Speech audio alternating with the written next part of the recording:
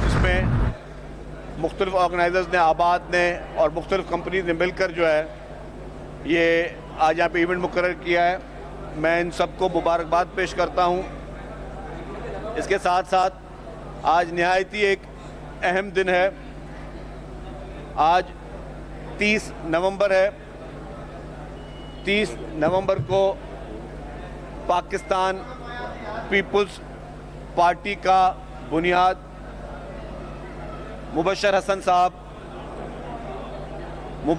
साहब के रिहाइशगाह पे लाहौर में शहीद जुल्फ़िकार अली भुट्टो साहब ने रखा था और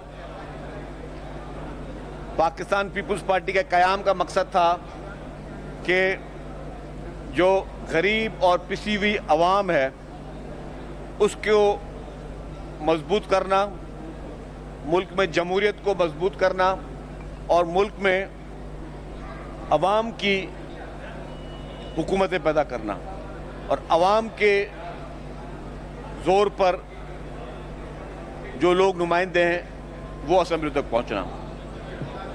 पाकिस्तान की वाहिद सियासी जमात है पाकिस्तान पीपल्स पार्टी जिसने इस मुल्क के लिए कुछ किया।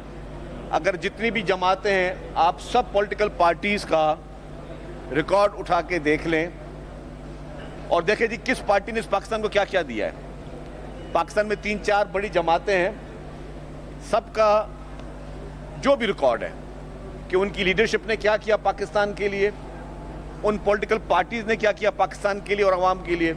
अगर आप सारा रिकॉर्ड छानेंगे, सारी पॉलिटिकल पार्टीज़ की आप ऑडिट करेंगे, पॉलिटिकल पार्टीज़ का ऑडिट करेंगे, तो सिर्फ वाहिद एक जमात आपको नजर आएगी, पाकिस्तान पीपल्स पार्टी, जिसने इस मुल्क के लिए, इस मुल्क की जमहूरियत के लिए और इस मुल्क की अवाम के लिए अपना खून दिया, जान के नजराने दिए और किसी भी मुश्किल हालात में कौम को और अवाम को पीठ नहीं दिखाई। ये वाहिद जमात थी पाकिस्तान पीपल्स पार्टी और वाहिद ख़ानदान भुट्टो ख़ानदान, जिसका पूरे के पूरा ख़ानदान जो है उसको शहीद किया गया, पूरे के पूरे ख़ानदान को शहीद किया गया। और उनका कसूर क्या था?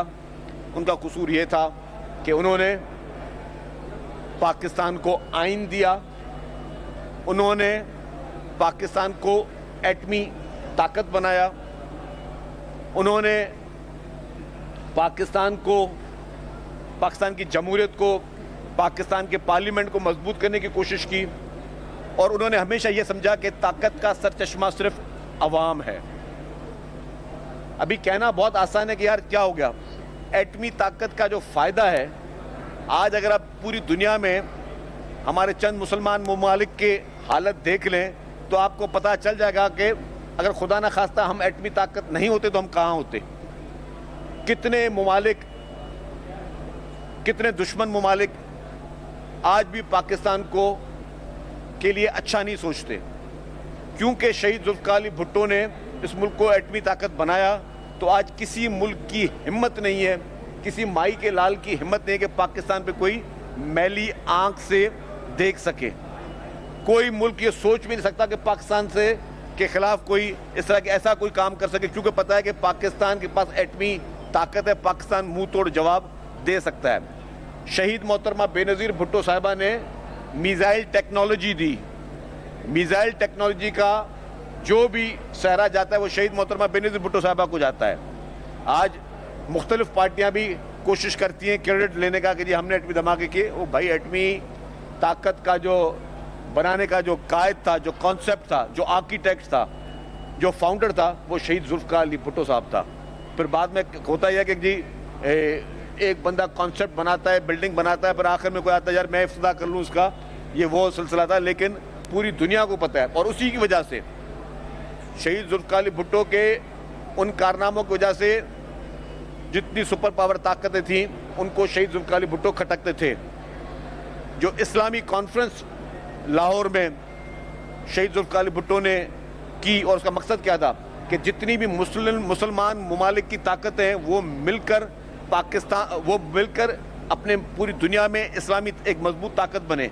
आज जो जिन ममालिक में हो रहा है, हमारे मुसलमान ममालिक में जो हो रहा है, जो फ़लस्तीन में हो रहा है, जो लिबनान में हो रहा है, क्योंकि जो शहीद जुल्फ़िकार अली भुट्टो का अगर वो वाला जो फार्मूला था वो अगर उस वक्त जिस उन्होंने शुरुआत की थी और फिर शहीद नहीं होते तो आज किसी की हिम्मत नहीं होती कि फ़लस्तीन पे भी कोई मैली आंख रख सकता या लिबनान पे भी कोई मैली आंख रख सकता। तो यही कारनामे पीपल्स पार्टी की लीडरशिप ने इस हमारे अपने मुल्क के लिए और पूरी इस्लामी दुनिया के लिए शुरू किए थे।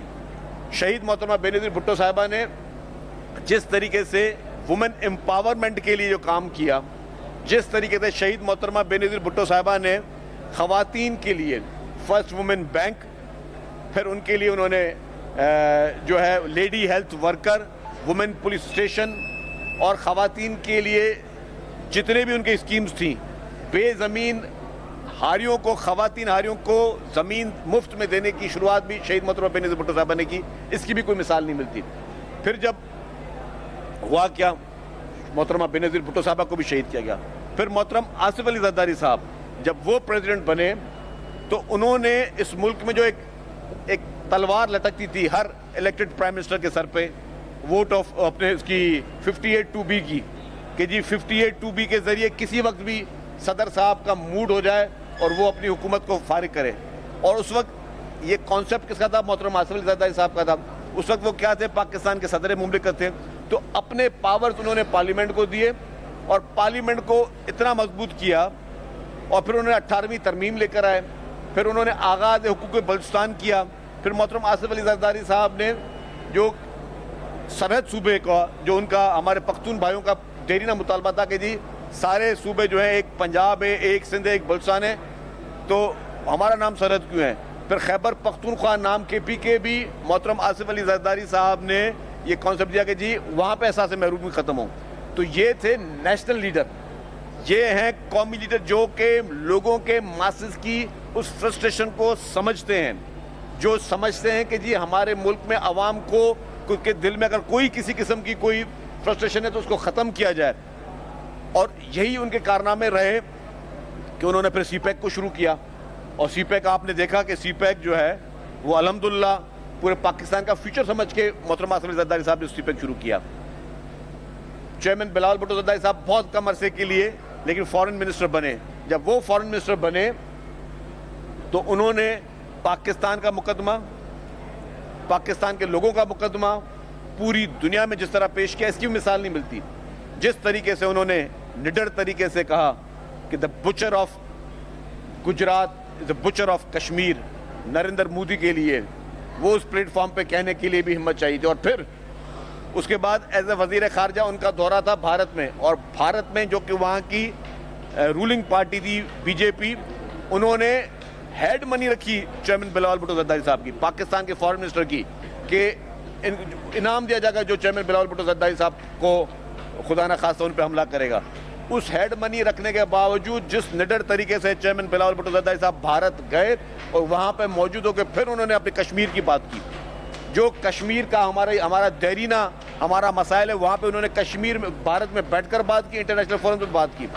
इसी तरीके से दुनिया की तारीख का, जो अभी मैं बात करके आया हूँ, दुनिया की तारीख का सबसे बड़े में बड़ा हाउसिंग का प्रोजेक्ट वो इस वक्त सूबा सिंध में शुरू हो गया बनना, और काफ़ी घर कंप्लीट भी, और अभी बहुत सारे घर कंप्लीट होने हैं। तो जो मॉडल चेयरमैन बिलावल भुट्टो ज़रदारी साहब का है कि जी मुफ्त में लोगों को घर मिले, चेयरमैन बिलावल भुट्टो ज़रदारी साहब का मॉडल है कि जी यहाँ पे लोगों को बिजली मुफ्त में मिले। मेरे साथ एनर्जी मिनिस्टर साहब मौजूद हैं, 2 लाख घरों की सोलराइजेशन उन्होंने स्टार्ट की है। हारी कार्ड शुरू किए किसानों के लिए कि जी किसानों को मुफ्त में जो है वो हारी कार्ड मिले। मजदूर कार्ड लेबर के लिए ये शुरू किए कि लेबर को मुफ्त में जो है वो ये लेबर कार्ड मिले। जो मेडिकल फैसिलिटीज़ पूरे पाकिस्तान में, आज पूरे पाकिस्तान के मरीजों की मुफ्त इलाज सिंध हुकूमत कर रही है। आप जाके देखें कि हमारे जितने बड़े हॉस्पिटल्स हैं उसमें जितना मुफ्त इलाज हो रहा है, पूरे पाकिस्तान के मरीजों का इलाज हम कर रहे हैं बैठकर। और हमें कोई इसमें खुदा न खासा ताना देने की बात नहीं, हम दिल से बोल रहे हैं कि हाँ अल्लाह ना करे कोई बीमार हो, लेकिन जब भी कोई बीमार हो तो सिंध सूबा उसके लिए हाजिर है और मुफ्त में उन लोगों का इलाज होगा, और मुफ्त इलाज हुकूमत सिंध फराम करे। इसी तरीके से पीपल्स पार्टी की सिंध हुकूमत ने जो गर्ल्स कैडेट कॉलेज पूरे पाकिस्तान में कहीं पे नहीं है, आप जाएँ शहीद बेनज़ीराबाद आपको गर्ल्स कैडेट कॉलेज नजर आएगा, आप जाएँ लाड़कानो आपको वहाँ पे गर्ल्स कैडेट कॉलेज नजर आएगा, फिर तरीके जिस तरह आपकी IBA यूनिवर्सिटी सिंध हुकूमत की बनाई हुई, पूरी दुनिया में उसको जो है इस वक्त माना जा रहा है, दुनिया की वो रैंकिंग में आ रही है। आपकी अरोड़ यूनिवर्सिटी, आपकी शहीद नुसरत भुट्टो यूनिवर्सिटी, आपके जितने भी एजुकेशन में के सेक्टर में जो हायर एजुकेशन में जो अभी काम हो रहा है, जिस तरीके से हेल्थ सेक्टर में अल्हम्दुलिल्लाह पूरे पाकिस्तान में चैलेंजिंग आप सबसे ज़्यादा आपके बेहतर हैं। आपके बाकी जितनी स्कीम्स हैं उसमें जिस तरह सिंध हुकूमत एक खिदमत करे, यही पाकिस्तान पीपुल्स पार्टी है। तो यौम तासीस पे अवाम के लिए, क्योंकि मैं कहता हूँ यही सवाल जो आज मैं अगर जस्टिफिकेशन, मैं तो सिर्फ एक सरासरी एक विजिट पे आया हूँ, बात कर रहा हूँ, लेकिन अगर मैं वो सिंध हुकूमत ने जो भी काम किए हैं, जो कि अगर मैंने वो पढ़ना शुरू कर दिया तो यहाँ पर मुझे 10 घंटे चाहिए वो काम करने के लिए, बताने के लिए। तो यही क्या कोई दूसरे सूबे की हुकूमत या कोई और पॉलिटिकल पार्टी कह सकती है कि हाँ हमारे पास भी state of the art hospitals हैं? जो एनर्जी पूरे पाकिस्तान का सबसे बड़े में बड़ा इशू क्या है इस वक्त, वो बिजली का है। मेरे साथ एनर्जी मिनिस्टर साहब मौजूद हैं। आज पूरे पाकिस्तान के सबसे बड़े में बड़े एनर्जी एक्सपर्ट्स और फाइनेंशियल एक्सपर्ट्स कहते हैं कि पाकिस्तान में सस्ते से सस्ती बिजली अगर बन सकती है तो वो कोयले से बन सकती है। ये प्रोजेक्ट शहीद मोहतरमा बेनज़ीर भुट्टो साहबा ने शुरू किया। जब वो पीपुल्स पार्टी की हुकूमत गई और PMLN की हुकूमत आई तो उन्होंने वो प्रोजेक्ट को शेल्फ कर दिया। फिर जब मोहतरम आसिफ अली जरदारी साहब को क्रेडिट जाता है कि उन्होंने शहीद मोहतरमा बेनज़ीर भुट्टो साहबा का वो प्रोजेक्ट, वो ख्वाब जो उन्होंने पाकिस्तान के लिए देखा था कि जी पाकिस्तान से अंधेरे ख़त्म हो, क्योंकि लोड शेडिंग तो पाकिस्तान का देरी ना मुतालबा था, पाकिस्तान से अंधेरे ख़त्म हो। और उसका सोल्यूशन क्या है कि जी हम यहाँ का कोयला निकालें। KT बंदर प्रोजेक्ट बना है, हम यहाँ पे कोयला निकालें, जो कि फिर PMLN की हुकूमत, उस वक्त की हुकूमत ने ख़त्म किया। फिर पीपुल्स पार्टी ने आके उस थर के कोयले को प्रेसिडेंट आसिफ अली जरदारी साहब की सदारत में चीफ मिनिस्टर कायम अली शाह साहब थे, उस प्रोजेक्ट को शुरू किया। और आज अल्हम्दुलिल्लाह हज़ारों मेगावाट बिजली थर पार करके कोयले से निकल रही है। और अगर थर पार करके कोयले को फुल जिस तरीके से फोकस करना चाहिए करें तो आप 200 साल तक ना सिर्फ अपनी बिजली का मसला हल कर सकते हो, आप 200 साल तक बिजली एक्सपोर्ट कर सकते हो, आप थर का कोयला एक्सपोर्ट कर सकते हो। और फिर आज क्या हुआ, आज ये फिर वफाक की हमारी हुकूमत ने, जो कि हमारी हुकूमत वैसे नहीं है, और एनर्जी एक्सपर्ट ने ये तय कर लिया कि अब बिजली के जितने भी प्रोजेक्ट्स को प्रायोरिटी दी जाएगी वो कोयले के प्रोजेक्ट्स को। और जहाँ जहाँ पर इस वक्त कोयला इंपोर्ट हम लोग कर रहे हैं, हमारी काफ़ी कंपनीज इंपोर्ट कर रही हैं कोयला, ज़रा आपका ज़रा मुबादला ज़ाया कर रही है ना, तो अब जो भी कोयला इंपोर्ट होगा वो नहीं हम करेंगे, हम अपने कोयले की कैपेसिटी को बढ़ाएंगे। जब तक कि हमारा कोयला फुल निकल जाता हम अपने कोयले की कैपेसिटी को बढ़ाएंगे। और हम चाहते हैं कि हमारा कोयला इतना निकले, हम वहाँ पे ज़्यादा मज़ीद माइनिंग करें कि हम पाकिस्तान का जो बिजली भी सस्ती कर सकें, कम से कम कर सकें, और हमारी जो हम इंपोर्ट कर रहे हैं कोयले की वो बंद करें, हम एक्सपोर्ट शुरू कर सकें। तो ये है बहुत बड़े कारनामे जो पाकिस्तान पीपुल्स पार्टी की सिंध हुकूमत, और जब वफाक में थे तब वफाक के कारनामे थे, लेकिन इस वक्त पाकिस्तान पीपुल्स पार्टी की सिंध हुकूमत अपने मुल्क पाकिस्तान के लिए कर रही है। मैं समझता हूँ कि यही इस तरीके का कोई और आके पॉलिटिकल पार्टी आके बताया कि हमने क्या किया। अच्छा मैं कहूँ नासिर शाह साहब भी आप पहले करना। बस आज यौम तासीस है और पूरे मुल्क में सेलिब्रेट किया जा रहा है, जिस तरह सीनियर मिनिस्टर साहब ने बताया, हर डिस्ट्रिक्ट में, और चेयरमैन साहब खुद उसको 6 बजे खिताब करेंगे। तो पाकिस्तान पीपल्स पार्टी के जो उसूल हैं, इस्लाम हमारा दीन है, जमहूरियत हमारी सियासत है, सोशलिज़म हमारी मईशत है, ताकत का सरचश्मा अवाम है, और शहादत हमारा अमल है। ये अमल सिर्फ़ और सिर्फ पीपल्स पार्टी की क़यादत ने ही सरअंजाम दिया और अपनी कुर्बानियाँ पेश की। शहीद जुल्फ़कार अली भुट्टो की शहादत, मोहतरमा बेनज़ीर भुट्टो साहिबा की शहादत, और प्रेसिडेंट आसिफ अली जरदारी साहब के जो कैद और बंद की सोबतें हैं, बेगुनाह जो उन्होंने सालों साल कैद में रहे, और फिर चेयरमैन बिलावल भुट्टो जरदारी की जदोजहद। तो पीपल्स पार्टी हमेशा इस पर यकीन रखती है कि आवाम की बेहतरी हो और मुल्क में बेहतरी लाई जाए। आपके क्वेश्चन होंगे तो सीनियर मिनिस्टर साहब रिस्पॉन्ड करेंगे। जी प्लीज़।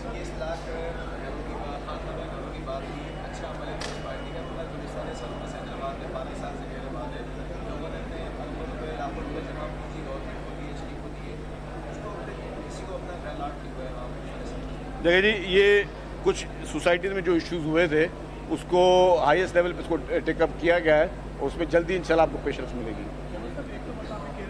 माइनिंग के हवाले से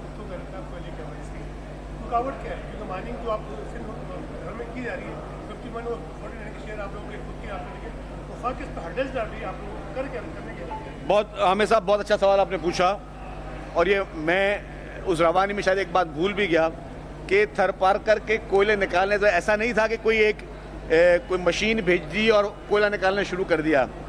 कोयला निकालने के लिए बहुत बड़ा इंफ्रास्ट्रक्चर बना, जो कि पाकिस्तान पीपल्स पार्टी की सिंध हुकूमत ने अपनी जेब से मतलब कि कोई वफाक से पैसे नहीं लिए, शुरू में इंफ्रास्ट्रक्चर के लिए खुद काम शुरू किया। उसमें $1 अरब तक की अभी तक इन्वेस्टमेंट पाकिस्तान पीपल्स पार्टी की सिंध हुकूमत कर चुकी है, $1 अरब की।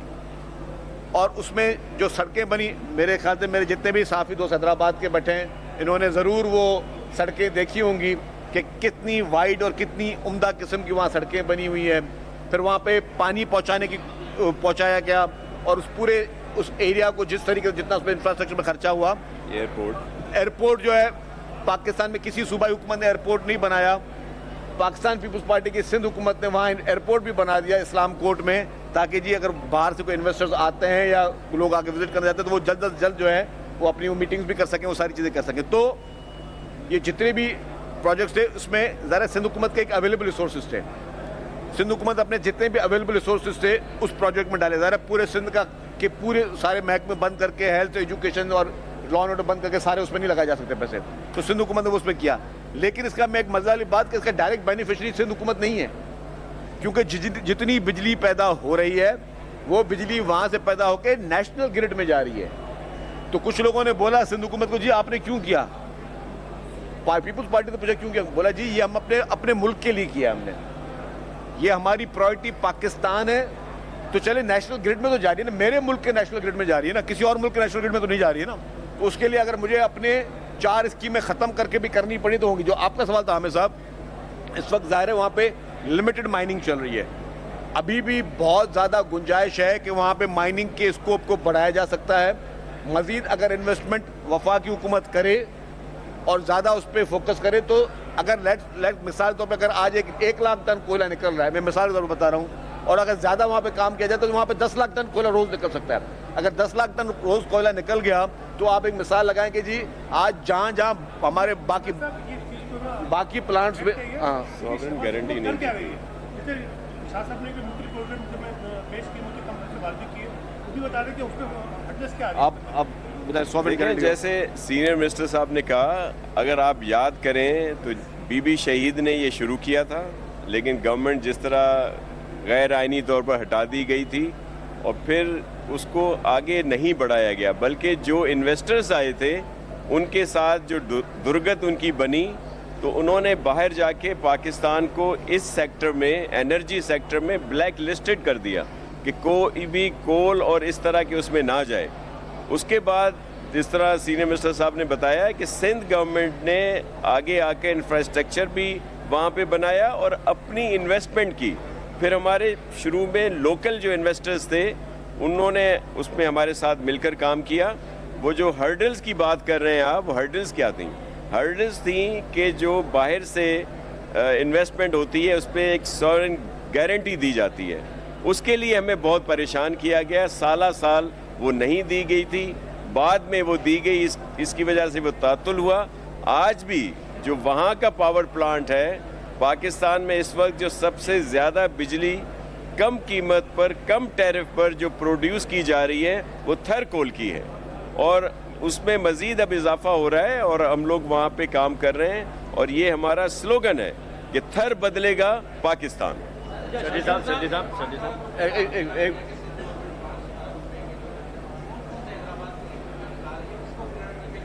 देखिए जी, मुख्तलिफ प्रोजेक्ट हैदराबाद के जिनके लिए 5 अरब रुपये रखे गए हैं, उसमें जो भी पूरा शहर का इंफ्रास्ट्रक्चर है उसको टॉप प्रायोरिटी भी लिया गया है। डोनाल्ड ट्रम्प जो है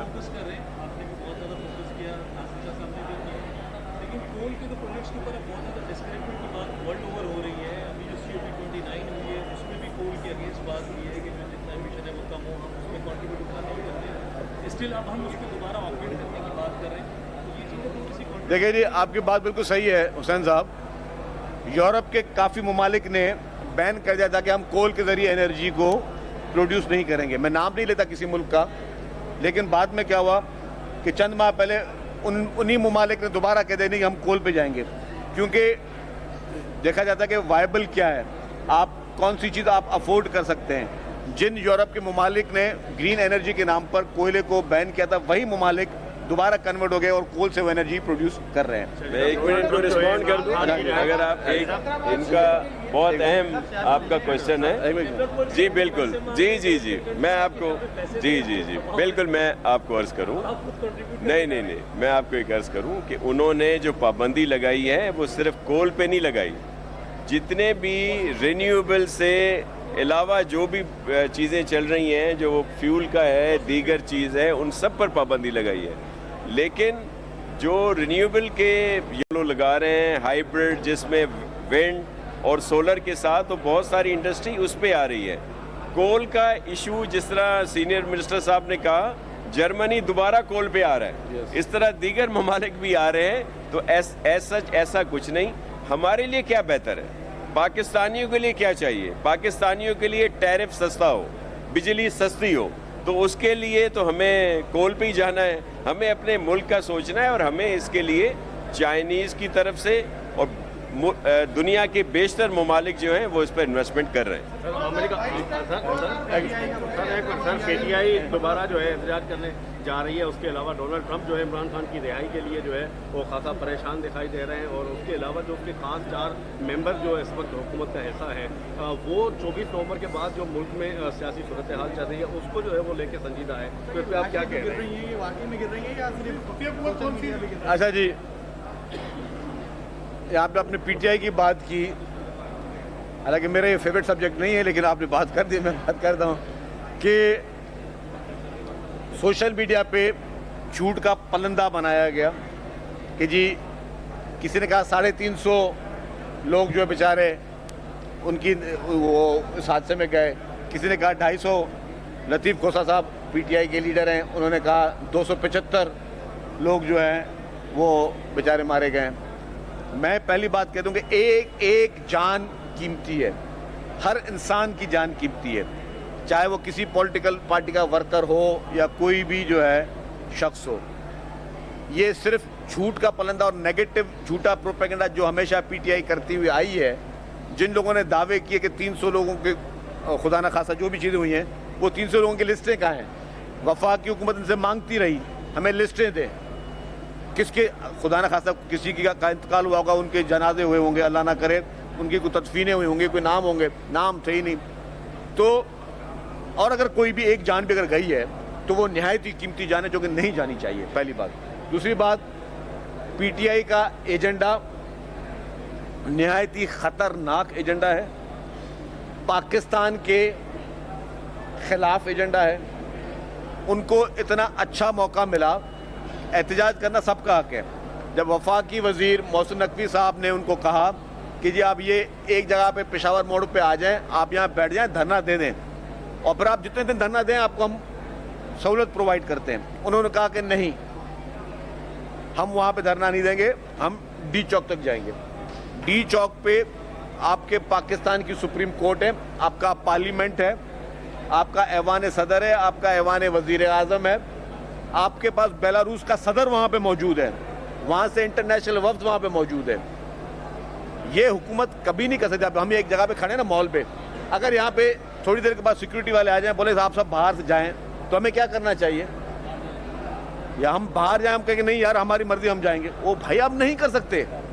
इसी तरीके से, और आपका जो आपका प्रीवियस रिकॉर्ड रहा है, आपके जब एक्सेस नहीं था तब भी आपने पार्लियामेंट पे हमला किया, तभी भी आपने पीटीवी पे हमला किया, आपने रेडियो पाकिस्तान को आग लगा दी, आपने कोर कमांडर हाउस को आपने आग लगा दी, कायदे मोहम्मद अली जिन्ना हाउस को आपने आग लगा दी, आपने ये जो बसों की आज मैं बात कर रहा, बसों को आपने आग लगाई, आपने अब्दुल सत्तार ईदी साहब की एम्बुलेंसों को आग लगाई, आपने इमलाक को आग लगाई। आपको कोई किस बात पे आपको छोड़ दे कि आप आके डी चौक पे बैठे, जहाँ पे इंटरनेशनल एक आपकी एक्टिविटी चल रही है। फिर आपने क्या किया कि आपके लोग मासूम होके आए थे, आपके लोग मुसल्लह थे, आपके लोग कि आप वो कपड़े देखें, मुझे बताएं कि ये कॉस्ट्यूम्स पहन के कोई मुजाहरे में जाता है कि हाथ में जो है आपके पास गुलेल भी हों, हाथ में आपके पास शॉर्ट गन्स भी हों, हाथ में आपके पास राइफल्स भी हों, हाथ में आपके पास टीयर गैस की गन्स भी हों, और आप जो है पत्थर भी हो, लाठियां भी हो,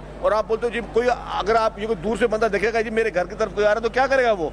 क्या उसको फूलों से उसका इस्तकबाल करेगा? आपने वायलेंस को पॉलिटिक्स में मुतारिफ कराया।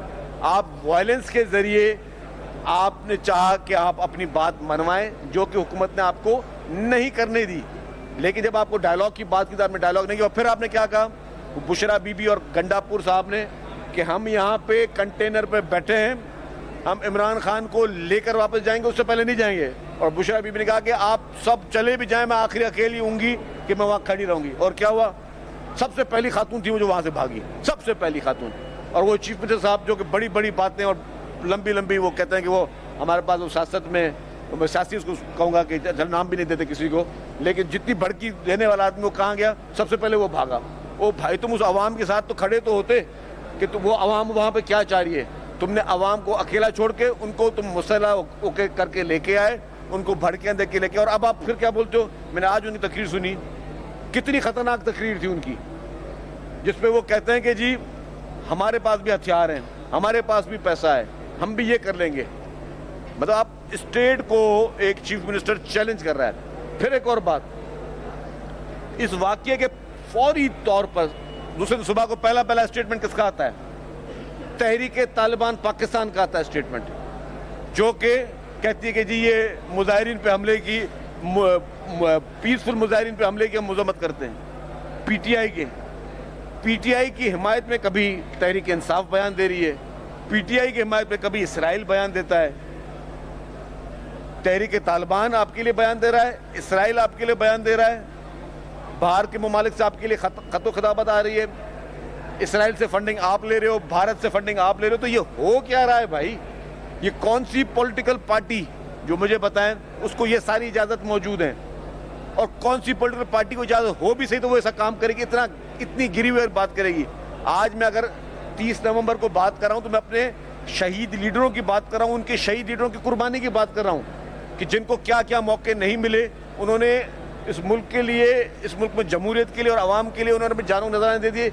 यहाँ पे इनके लिए इसराइल उतर रहा है मैदान में, यहाँ पे इनके लिए तालिबान उतर रहे हैं मैदान में, और ये खुद बोल रहे हैं कि जी हमारे पास भी हथियार है, हम ये करेंगे वो करेंगे। तो ये चीजें छोटी चीजें नहीं है, खुदा के वास्ते। बैन करना चाहिए, पाबंदी होनी चाहिए। देखिए जी, बात सुने, मैं कुछ नहीं कहना चाह रहा, मैं सिर्फ इतना कहना चाह रहा हूं कि अगर मेरे मुल्क का कानून और आइन मुझे इस चीज की इजाजत देता है कि मैं हथियार भी उठाऊं, मेरे लिए तालिबान भी मैदान में उतरे, मेरे लिए जो है वो इसराइल भी मैदान में आए, इसराइल भी मुझे फंडिंग करे, भारत भी मुझे फंडिंग, अगर मेरे मुल्क का कानून ये मुझे इजाजत देता तो ठीक है। और अगर मेरे मुल्क का कानून मुझे इन चीज़ों की इजाजत नहीं देता तो फिर जो कानून कहता है वो होना चाहिए। Thank you. तासीस पे पहुंचने